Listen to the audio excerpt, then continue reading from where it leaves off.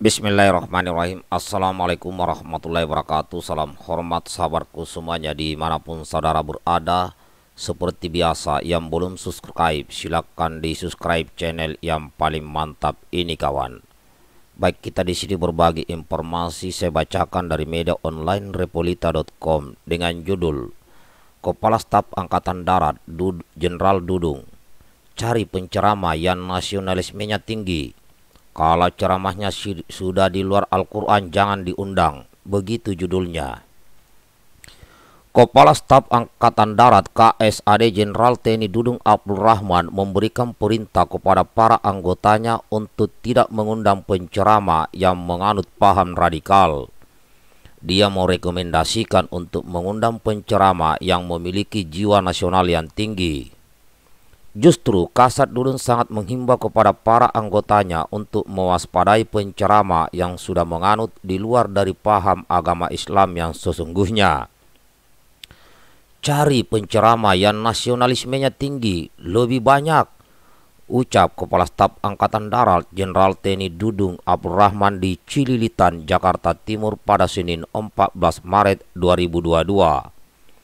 Kalau ceramahnya sudah miring-miring, sudah mengarah pada pemberian pemahaman yang sudah di luar ayat suci Al-Quran, di luar ajaran dan ketentuan agama Islam, jangan diundang, justru harus diwaspadai. Tambahnya, tak lupa Kepala Staf Angkatan Darat Jenderal TNI Dudung Abdul Rahman meminta para pimpinan Kodam Jaya untuk menerapkan gaya kepemimpinan yang lebih tenang. Dia sangat melarang para pimpinan di Kodam Jaya berperilaku keras seperti marah-marah karena hal itu tidak akan efektif. Memimpin dengan keteduhan, kenyamanan, kedekatan, keharmonisan justru lebih efektif, ujarnya. Dibanding kita jadi pimpinan yang marah-marah, ngamuk, murka, itu malah nggak efektif, tambahnya. Sebelumnya, Kepala Staf Angkatan Darat Jenderal TNI Dudung Abdul Rahman juga menginginkan agar Kodam Jaya bisa secara tegas menindak kelompok radikal yang ada di Indonesia. Kodam Jaya diminta tidak ragu dalam membasmi kelompok radikal jika sudah memperlihatkan batang hidungnya. Kepala Staf Angkatan Darat Jenderal TNI Dudung yakin bahwa kelompok radikal yang ada saat ini jumlahnya masih sangat kecil. Maka dari itu Kepala Staf Angkatan Darat Jenderal TNI Dudung Abdul Rahman meminta agar seluruh pihak berani menindak tegas kelompok radikal.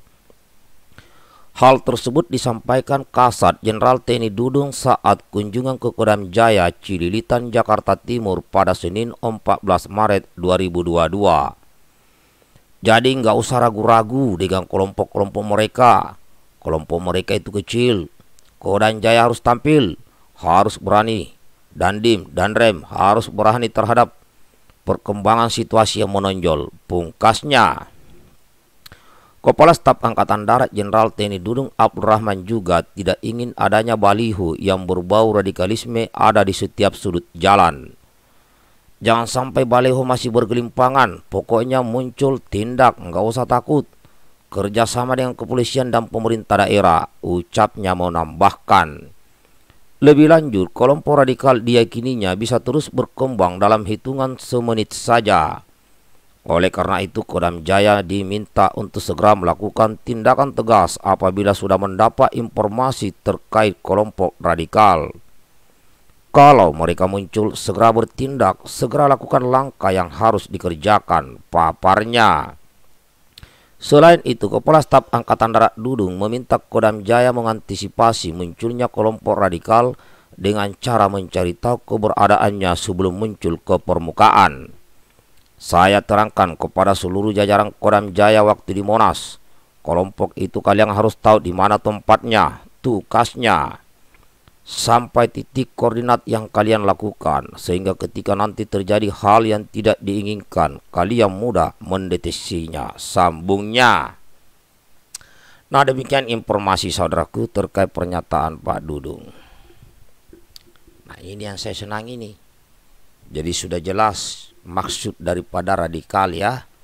Ini kalau saya memahaminya adalah yang dimaksud Jenderal Dudung radikal ini kalau saya memahaminya adalah ya, yang bertindak di luar ajaran agama, yang bertindak yang dilarang oleh Al-Qur'an. Maka itu di sini Jenderal Dudung mengatakan, carilah penceramah yang nasionalismenya tinggi, ya, yang kalau ceramah tidak keluar dari ajaran agama Islam yang ada dalam Al-Quran. Jadi kalau sudah mulai ada yang penceramah yang mengajak-ajak sesuatu yang bertentangan dengan agama Islam, khususnya ajaran yang ada dalam Al-Quran, maka jangan diundang. Ini sudah mulai kita pahami, ya kan? Nah, semoga ya para penceramah, para ustadz, para kiai, para habaib, ya tidak ada yang keluar dari ajaran agama yang ada dalam Al-Quran. Ya, saya senang yang begini. Makanya di sini harus dijelaskan kepada para ulama, tokoh-tokoh agama, khususnya tokoh agama Islam, agar bisa menjelaskan tafsiran dari setiap ayat-ayat suci Al-Quran. Karena jangan sampai ya ayat-ayat suci Al-Quran ini ada yang asal menafsirkannya sesuai keinginannya, sehingga bertentangan dengan ajaran Islam yang sebenarnya.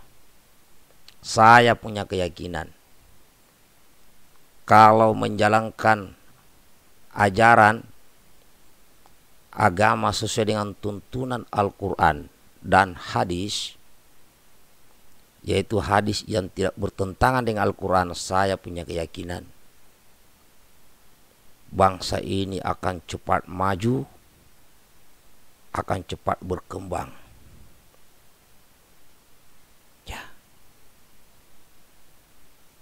Banyak contoh-contoh yang tindakan atau kegiatan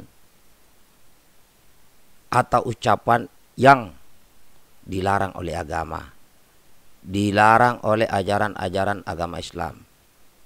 Contoh ucapan yang menghina, mencaci, memaki, membenci, merendahkan, dan meremehkan. Ini dilarang oleh ajaran agama Islam terkait masalah ucapan. Yang kedua, terkait masalah tindakan atau kegiatan. Ya.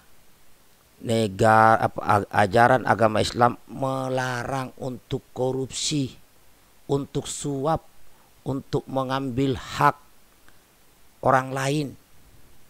Itu semua ajaran agama.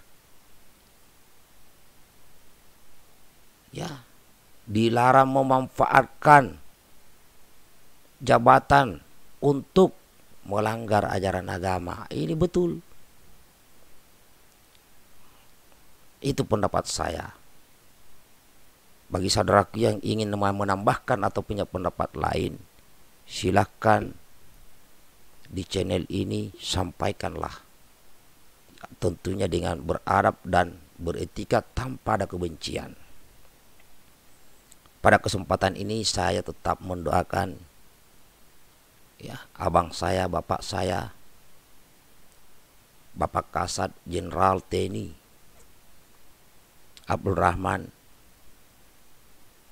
ya, Dudung Abdul Rahman, dan juga saya doakan juga ulama besar kita, Imam Besar Habib Rizik Syihab, termasuk Habib Bahri Smith.